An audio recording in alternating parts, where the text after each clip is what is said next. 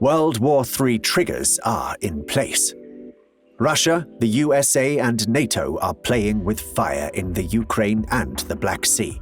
Will Russia go ahead and invade the Ukraine in 2022 as analysts predict? Will such action lead to a World War III? What would the global economic consequences be if Russia executed a sudden limited invasion? Stay tuned to get the most recent important analysis. Welcome to the World Econ News. Don't forget to subscribe to our channel, like this video, and hit the notification button to get updates and information about the latest international economic news items. The tensions between Russia on one side and the U.S.A. along with NATO in Eastern Europe and the Black Sea are getting worse every minute. The situation is extremely volatile, and sudden changes can occur at any moment. Why? Well, the story began in 2014 when Russia annexed the Ukrainian peninsula of Crimea, which led to an armed conflict between pro-Russian Ukrainian separatists and the army in the area of Donbass along the Ukrainian-Russian border. Since then, all parties involved have been pointing fingers at each other and exchanging unfriendly threats. However, no further military escalations occurred, and the situation seemed to cool down until late 2021. So what happened in late 2020 that drove the Russian leadership out of their minds and into controlled madness? It all started in June 2017, when the Ukrainian parliament adopted legislation reinforcing the issue of getting a membership in NATO as a strategic foreign and security policy objective. In September 2020, the Ukrainian President Zelensky approved Ukraine's new national security strategy, which focuses on the development of a distinctive partnership with NATO, with the aim of membership in NATO. In a nutshell, the Ukraine began to make serious moves aimed at joining Russia's nemesis, NATO. The Russian armed forces have long maintained a heavy presence near the Ukraine, but recently that presence was reinforced and magnified with additional troops and mechanized divisions. This action led to speculations that Russia is planning to invade the Ukraine. Most experts believe that it will only seize the area of Donbass to secure its borders in case NATO and the U.S.A. decide to move some forces, missile defense systems, and radars close to its borders. Nevertheless, Russia announced on December 25, 2021, that more than 10,000 troops had finished month-long drills near the Ukraine and pulled back to their bases. Russia also added that it never had the intention of invading the Ukraine. However, the size of the Russian armed forces in place near Donbass are large enough to seize in mere hours. Now let's talk about a very important question. What does Russia want from the Ukraine, NATO, and the USA? Allow me to start answering this question with a recent quote by the Russian President Vladimir Putin. The fact that they have now already swung onto our doorstep now, of course, means we cannot be indifferent. He meant NATO and the USA with they, and as for the doorstep, he meant the Ukraine and the Black Sea. In plain words, Russia is demanding promises from the USA and NATO that 1. They won't expand eastwards, 2. End of Western military cooperation with post-Soviet countries, 3. The removal of US nuclear weapons from Europe, 4. The withdrawal of NATO troops and missiles away from the Russian border. All right, as if things weren't complicated enough. China recently decided to crash the party and made some serious new announcements.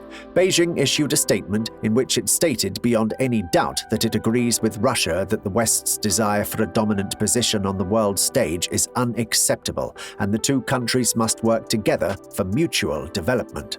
It's worth mentioning here that Putin and his Chinese counterpart Xi Jinping recently agreed on a new project for developing shared financial structures to deepen the economic ties outside the influence of other foreign states. Chinese Foreign Ministry spokesman Zhao said during a recent conference with the Russian Foreign Affairs Minister Lavrov, China intends to work with Russia to help intensify cooperation between all countries and create new incentives for universal peaceful development. He then added, I want to stress that China-Russia comprehensive partnership relations in the new era are as strong as a rock. This message was loud, clear, and strong, and regardless of what you've heard, it shocked the political echelons of power across not just Europe and the USA, but the entire world. Why? These two are just like the USA, serious global superpowers. Are you seeing the big picture and the dangers lurking between the lines yet? Okay, let me enlighten you. The issue of NATO and the U.S.A. forces and the missile defense systems in the Ukraine, in addition to the unresolved issue of the Crimea, are dividing the world into two blocks again. Russia and China, along with their allies in the East, and the U.S.A. and the European Union, along with their allies in the West. And the hotspot that can trigger an all-out war is a small region in the Ukraine called Donbass. Alright, let's now see what the USA's policy towards the Ukraine and Russia in general is. By the way, the EU policy is no different. Here is the official White House policy statement. Our relationship serves as a cornerstone for security, democracy, and human rights in the Ukraine and the broader region.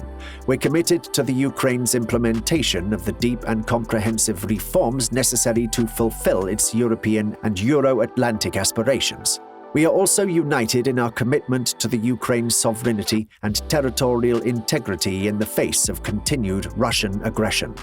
The United States and the Ukraine have finalized a strategic defense framework that creates a foundation for the enhancement of U.S.-Ukraine strategic defense and security cooperation and the advancement of shared priorities, including implementing defense and defensive industry reforms, deepening cooperation in areas such as Black Sea security, cyber defense, and intelligence sharing and countering Russian aggression. I guess no further elaboration from my side on this statement is needed. The words are clear and official. So let's move on and talk about the economics of sanctions. Some of Washington's ideas for sanctions against Russia, in case it invaded the Ukraine, include limiting Russia's ability to convert its own currency while isolating Moscow from the global financial system. Experts collectively agree that banning Russia from the financial market participation will only work to some extent in certain operations that are under American jurisdiction or with American companies, and it'll be very hard to enforce. Here is what the White House spokesperson recently said. What we are talking about would amount to essentially isolating Russia completely from the global financial system, with all the fallout that would entail for Russian businesses, for the Russian people, for the ability to work and travel and trade. Please focus here. I have to tell you something about such sanctions. You see, the U.S.A. has been trying to find a way to effectively target major Russian banks and cut Moscow off from the Belgian-based SWIFT payment network since 2014 without success. Russia is a superpower and a very, very hard target. Russia has also already developed its own payment system since it was threatened with a SWIFT cutoff in 2014 in retaliation for its invasion of the Crimea. The Russian System of Transfer of Financial Messages, SPFS, is nowhere near as developed as SWIFT, but it already handles a good portion of all domestic and international Russian financial communications. This is how Russia responded to the U.S. sanctions threat. Dmitry Berechevsky, the director of the Economic Cooperation Department in Russia's foreign ministry, said, "Limiting the convertibility of the ruble in any way as the Russian national currency is something out of the realm of fantasy. It's unlikely that something like this has ever happened in history, and it's difficult to imagine how it could be implemented. There is a big question lingering in the heads of economists and financial analysts.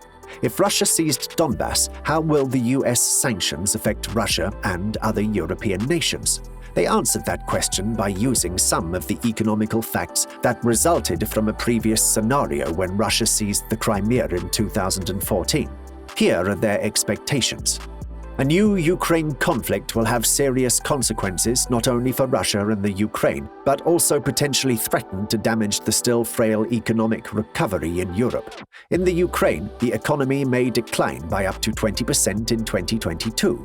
In Russia, the cost of the conflict is estimated to be in the tune of 2% of the GDP for 2022 to 2023, mainly due to increased investment risks. The effect on the individual EU countries will vary according to each state's level of exposure to the Russian market. As for the EU as a whole, there are 5 industries where the share of Russia in total exports exceeds 5%: textiles, pharmaceuticals, electrical equipment, machinery, and transport equipment. So, of course, Russia will halt all imports from EU states, which can cause a serious dent in the EU GDP. Now to the horror scenario. If Russia stopped supplying the EU with gas, a catastrophe that Europe has not seen since World War II could take place. Power outages would cripple all industries and life as a whole. The EU economy would suffer trillions in losses. However, Russia would never do that because its economy would also suffer in unprecedented ways. The USA is already aware of all potential scenarios, hence it's also contemplating sanctions on big Russian banks. It may even target major Russian banks. The US already suggests that the following banks may be targeted: Sberbank, VDB, Gazprombank, VEB, Russian Direct Investment Fund, and Promsvyazbank. Nevertheless, financial experts agree that such actions would not hurt the Russian oligarchs and major businesses. However, small businesses and the average Russian citizen would suffer the most. Look, no one can predict the future. All we can do is hope for the best and plan for the worst. Most scholars and experts believe that if the U.S.A. and Nato did not begin serious dialogue with Russia while cooling off military and defensive activities in the Ukraine, Russia is very likely to annex Donbass.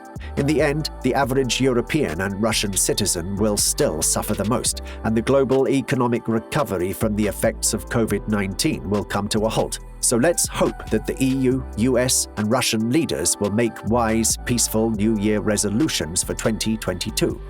That's it for this video. Farewell, be cool, stay freaking positive. And if you'd like to stay updated and informed about the latest international economical news topics, hit the subscribe and bell icons. Thank you for watching, and we'll see you in the next video.